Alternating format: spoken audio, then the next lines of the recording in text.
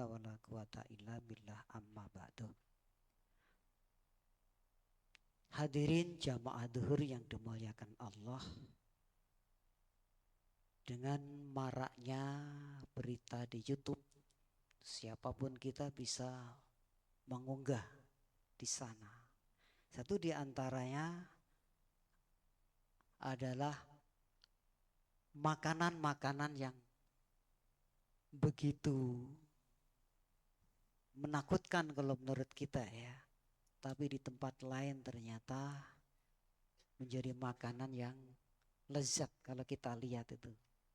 Apakah itu hanya sengaja untuk apa itu namanya sensasi saja, konten ya, atau memang itu menjadi makanan mereka. Ya, kita akan bahas makanan-makanan yang diharamkan oleh Allah, di antaranya adalah daging binatang-binatang yang melata di muka bumi. Wa yahrumu aklu hasyaratil ardi sigori dawabiha.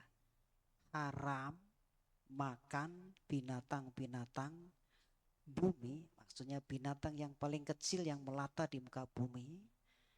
Di antaranya adalah kaakrab, kalajengking, tonggeng.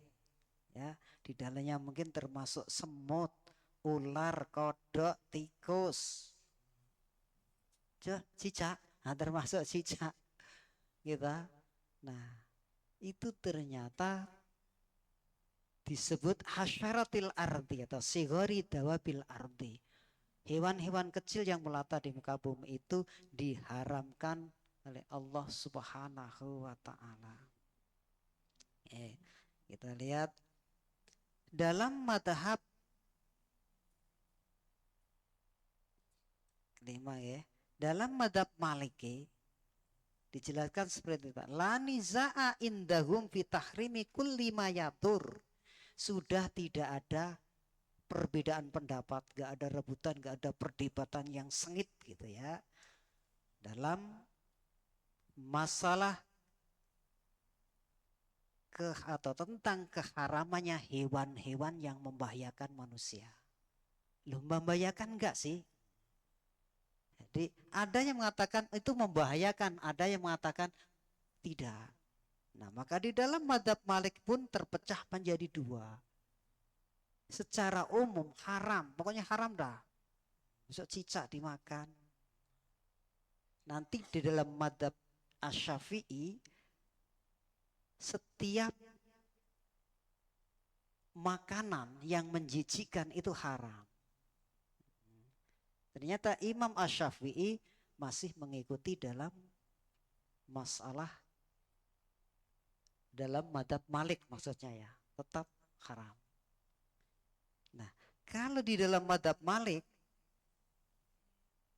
tidak haram, tapi ada sebagian madhab Malik itu menyatakan bahwa kalau makanan itu tidak membahayakan kita, mengapa harus dilarang? Masuk akal juga, Pak. Loh, semut itu kan tidak membahayakan kalau dimakan gitu. Jadi kalau semut itu ditangkap, digoreng, terus di apa masa apa ya, mungkin kasih cepung di cewek loh, teh apa tuh, kan nggak masalah Pak gitu kan. Jadi menurut madhab Malik itu tidak masalah, mayadur, yang tidak membahayakan mereka.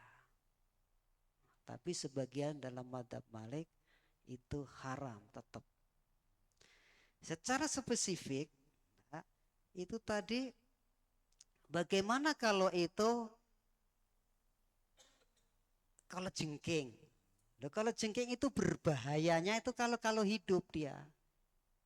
Kalau dia hidup dipegang kepalanya pasti ekornya cep gitu kan. Ngantuk. Tapi kalau dia sudah mati atau racunnya ditawarkan, dipakai apa itu ya, bahan apa yang bisa hilang atau apa itu namanya racunnya itu. Jadi madhab Malik mengatakan tetap haram, tapi sebagian mengatakan kalau tidak berbahaya lagi tidak apa-apa. Nah, tapi kalau dalam madhab Syafi'i, dalam masalah khamr umpamanya, kalau minum banyak mabuk, sedikit tidak. Sebagian orang mengatakan kalau tidak mabuk ya enggak kan begitu Pak. Tapi dalam madhab Syafi'i, qaliluhu wa katsiruhu sawa. Kalau sudah dikatakan berbahaya, sedikit atau banyak hukumnya sama, haram. Tuh arak ya. Maka dalam madhab Syafi'i tidak ada kata beda. Jadi kalau sudah dikatakan menjijikkan atau mengandung bahaya, racun, sudah haram, tinggalkan saja, jangan dimakan. Nah, itu termasuk dobda, itu kodok. Kodok para jamaah sekalian, saya orang Jawa, daerah Demak itu ada tetangga desa saya nggak sebutkan nama desanya itu ya.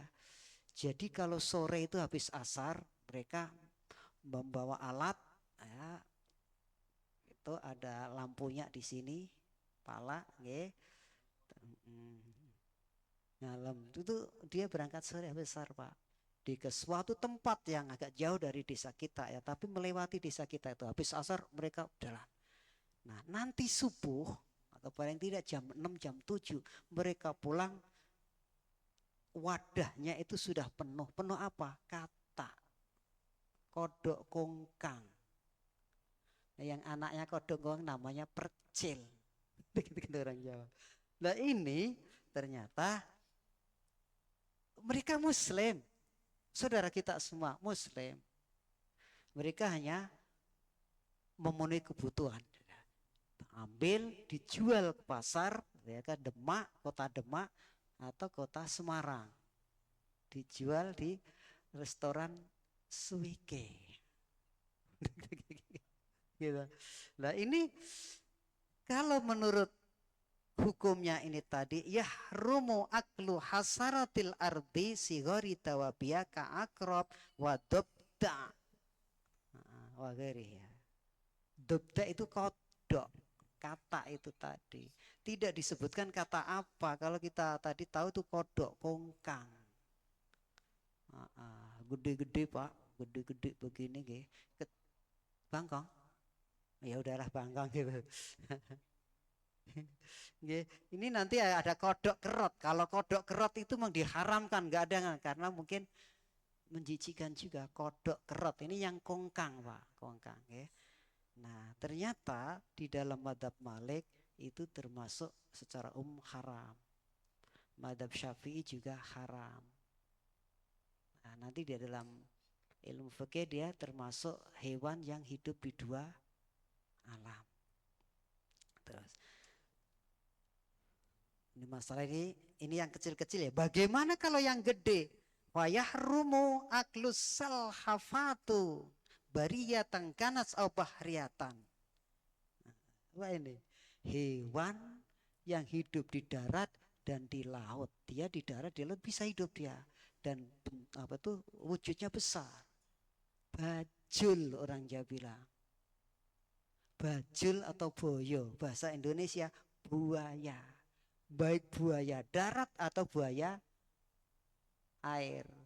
Nah buaya darat ini kan bukan buaya yang itu ya, ini buaya beneran. Tapi bajul. Nah itu ternyata juga haram. Ya harumu aklus salhafat bariyatan kanat bahriyatan. Jadi baik bajul buaya darat ataupun laut haram hukumnya. Ini menurut Islam. Yang non muslim sudah barang tentu terserah kan. Kita yang mengaku muslim harus mengikuti hukum di dalam Islam. Dan ini harus disampaikan kepada saudara muslim, bukan kepada saudara non muslim. Saudara kita non muslim punya hukum sendiri. Maka di tempat lain kalau kita di YouTube tadi sore-sore mereka naik ke perahu kecil gitu kan, bawa tombak ketemu buaya kecil, ditombaklah buaya itu, dibawa, nah, kadang dapat 6, dapat 10 gitu kan Pak, nah, sampai darah dibakar. Nah, setelah matang mukbang, apa itu? Makan bareng, gitu kan. Nah, ingat, ini kalau untuk Muslim tetap haram. Non Muslim, nah kan aturan sendiri gitu kan. Kalau kita punya aturan itu haram ya jangan dimakan. Saudara kita yang non Muslim ya boleh terserah gitu kan. Terus fakrah tikus, haram makan tikus. Ini menurut Muslim, menurut kita.